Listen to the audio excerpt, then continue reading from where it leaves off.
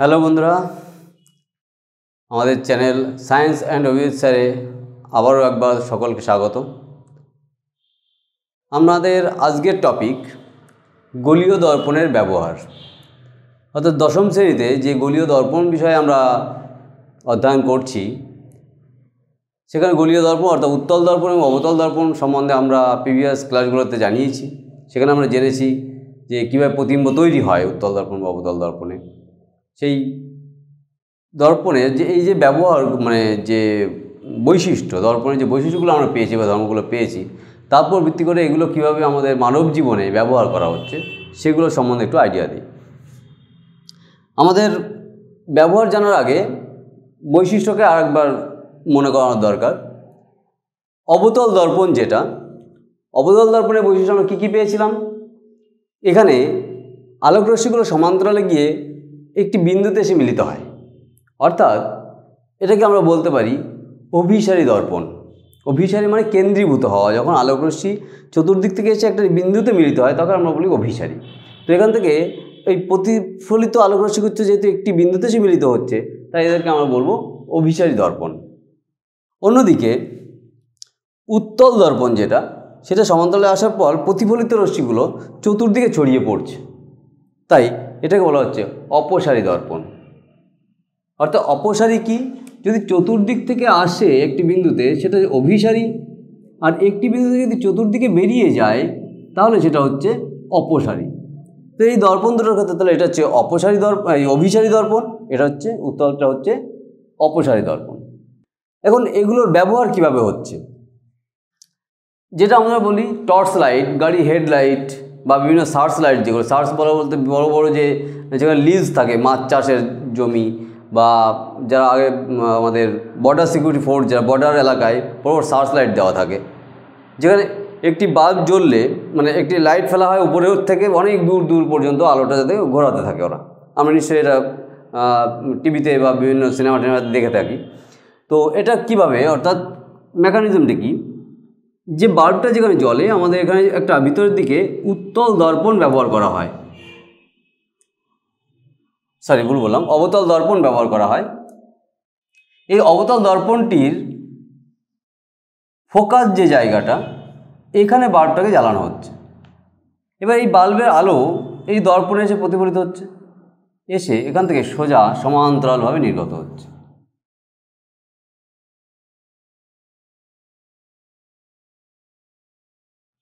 Focus থেকে আলো এসে দর্পণে পড়ছে, এখান থেকে সমান্তরালভাবে নির্গত হচ্ছে, তাই অনেক দূর পর্যন্ত এই আলোগুলো পৌঁছাতে পারে।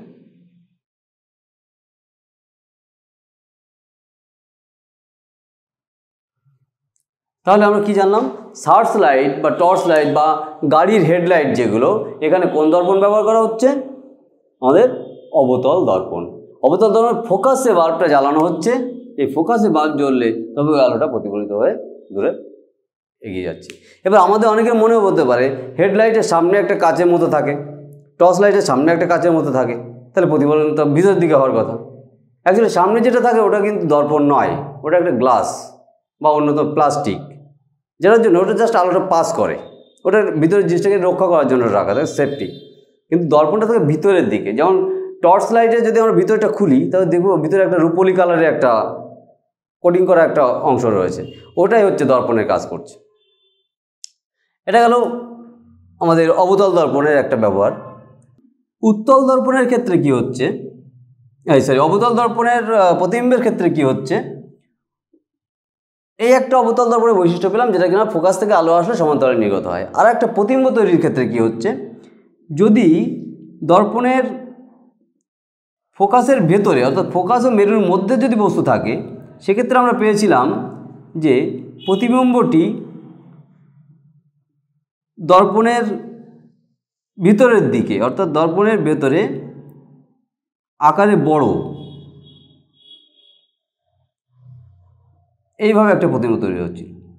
অর্থাৎ কোথায় থাকতে হবে? বস্তু যদি দর্পণের ফোকাসের মধ্যে থাকে সেক্ষেত্রে প্রতিবিম্ব তৈরি হচ্ছে আমাদের দর্পণের ভেতরে, এবং বস্তু যেদিকে সেই দিকেই মাথা সম আকৃতির, অর্থাৎ সমআকৃতি বলছে শীর্ষ একদিকে, অর্থাৎ সমশীর্ষ। আর সমশীর্ষ মানে আমরা জানি কি অসৎ প্রতিবিম্ব। তাহলে অসৎ প্রতিবিম্ব তৈরি হচ্ছে এবং আকারে বড় হচ্ছে। এই থিওরিকে কাজে লাগিয়ে দাঁতের ডাক্তারখানা, যে দাঁতের ডাক্তার যারা বলেন, ডেন্টিস্ট যারা, তারা দেখবে আমাদের যখন আমরা দাঁত দেখাতে যাই, ছোট্ট একটা রডের মতো এরকম একটা অংশ, এর মাথায় ছোট্ট বাঁকানো এখানে একটা গোল মতো একটা দর্পণ থাকে। তাহলে কী হয়, এটা দিয়ে আমাদের মুখের ভিতরে ধরলে দাঁতের ভিতরের সাইডে যে ক্যাভিটি বা কোনো কিছু থাকলে, জাম থাকলে, সেগুলোকে আমাদের ওই দর্পণের মধ্যে আকারে অনেক বড় করে দেখাতে পারে ক্ষতগুলো, যেটা বাইরে থেকে আমরা দেখতে পাচ্ছি। যখন দর্পণ দেখছি মানে দর্পণ এই দিকে ব্যক্তি রয়েছে, ডাক্তার এদিকে রয়েছেন, এর ভিতরে আমাদের আয়নার মধ্যে এটাকে বড় করে দেখতে পাচ্ছি। তো এই ব্যাপারটা, অর্থাৎ আমাদের এখানে দুটো পেলাম অবতল দর্পণে। একটা হচ্ছে ফোকাসে বস্তু থাকলে বা আলো থাকলে প্রতিফলনের পর সমান্তরালে নির্গত হয় প্রতিফলনের রশ্মিগুলো, এই ধর্মকে ব্যবহার করে আমাদের হেডলাইটে ব্যবহার করা হচ্ছে। অন্যদিকে ফোকাসের মধ্যে যদি কোনো বস্তু থাকে, তার প্রতিবিম্বটি কেমন হয়, সমশীর্ষ অসৎবিম্ব এবং আকারে বড় হয়। তার জন্য এই ধর্মকে কাজে লাগিয়ে আমাদের দাঁতের ডাক্তাররা এটাকে ব্যবহার করছে। শুধু দাঁতের ডাক্তার বলবো কেন, আমরা যে শেভিং করি, সেখানে আমাদের ওটাই ব্যবহার করা হয়, কারণ মুখটাকে তখন বড় করে দেখা, আমাদের যে মুখে যদি কোনো কিছু থাকে সেটা আকারে বড় করে দেখাতে সাহায্য করে। তাহলে শেভিং যে মিরার, শেভিং মিরারেও কী ব্যবহার করা হচ্ছে, অবতল দর্পণ। এবার আসি উত্তল দর্পণে। উত্তল দর্পণের যদি বৈশিষ্ট্য আমরা প্রথমে একটু বললাম, যে উত্তল দর্পণটাকে কী হিসাবে ব্যবহার করা হচ্ছে, অপসারী দর্পণ। কেন বলছি, এখানে আলোকরশ্মি সমান্তরালে আসার পর চতুর্দিকে ছড়িয়ে পড়ছে, চতুর্দিকে ছড়িয়ে যাচ্ছে বলতে অপসৃত হচ্ছে, আলোকরশ্মি অপসৃত হচ্ছে বলে একে আমরা বলছি অপসারী দর্পণ। তো এই থিওরিকে কাজে লাগিয়ে কী করা হচ্ছে, যে স্ট্রিট ল্যাম্প যেগুলো বিভিন্ন মোড়ে মোড়ে যে বাল্বগুলো থাকে অনেক উপরে, ওটাতে কী লাগে, আমাদের একটা বাল্ব জ্বালালে যাতে চতুর্দিকে আলো আলো করে ফেলতে পারে, চতুর্দিকে আলোকিত হয়ে যাবে। যার জন্য স্ট্রিট ল্যাম্পে ব্যবহার করা হচ্ছে কোনটা, উত্তল দর্পণ। এখানে ফোকাসের মধ্যে বাল্ব জ্বালানো আছে, এখানেও এটা আমরা যদি খেয়াল করি, এরকম জায়গায় যদি আলোটা থাকে, তাহলে আলো যে সমান্তরালে আসবে, এসে চতুর্দিকে ছড়িয়ে পড়বে। তাহলে উত্তল দর্পণের ক্ষেত্রে কি হচ্ছে, একটা নির্দিষ্ট বিন্দুতে আলো থাকলে চতুর্দিকে ছড়িয়ে পড়ে, তাই এটাকে আমরা বলছি অপসারী দর্পণ। তাহলে স্ট্রিট ল্যাম্পের ব্যবহার পেলাম।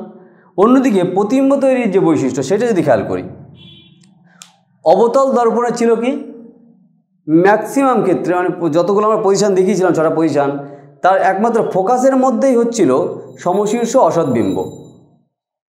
অন্য সব ক্ষেত্রেই তৈরি হচ্ছিল অবশীর্ষ সৎবিম্ব। এই অবশীর্ষ সৎবিম্ব আমরা দেখতে পাচ্ছিলাম না, কিন্তু দর্পণের ফোকাসের মধ্যে থাকলে সেটা আমরা পেয়েছিলাম কি, সমশীর্ষ অসৎ প্রতিবিম্ব। এখানে ধরে নিচ্ছি আমরা, এখানে একটা প্রতিবিম্ব রয়েছে বক্রতা কেন্দ্র থেকে অনেকটা দূরে, সমান্তরালে আলো গিয়ে ফোকাস দিয়ে যাওয়ার কথা, অর্থাৎ অবতল দর্পণ যেহেতু, তার ফোকাস থেকে আলো অবস্থিত হচ্ছে বলে মনে হবে। আরেকটা আলোকরশ্মি আমাদের নেওয়ার কথা অবিলম্বের দিকে, অর্থাৎ এখান থেকে আমি যদি অবিলম্ব পর্যন্ত টানি, এরকম বক্রতা কেন্দ্র পর্যন্ত অবিলম্ব হিসাবে বক্রতা কেন্দ্র যদি টানি, তাহলে এখানে ছেদ করছে, তা দুটো আলোকরশ্মি টানার কথা আমরা টানলাম। কি বলছে, যে আমরা জানি সমান্তরালে আসলে ফোকাস দিয়ে অবস্থিত হচ্ছে বলে মনে হয়। দ্বিতীয় আলোকরশ্মিটা যদি বক্রতা কেন্দ্রে সোজাভাবে আলো যায়, তাহলে যে পথে আলো যাবে সেই পথেই আলো ফেরত আসবে। তাহলে এদিকে আমরা ডটেড লাইন দেবো, কারণ ফোকাসের সোজা, এই বক্রতা কেন্দ্র সোজা আমরা টেনেছি। তাহলে দেখা যাচ্ছে এই জায়গাটায় একটা ছেদ করছে আলোকরশ্মিদ্বয়,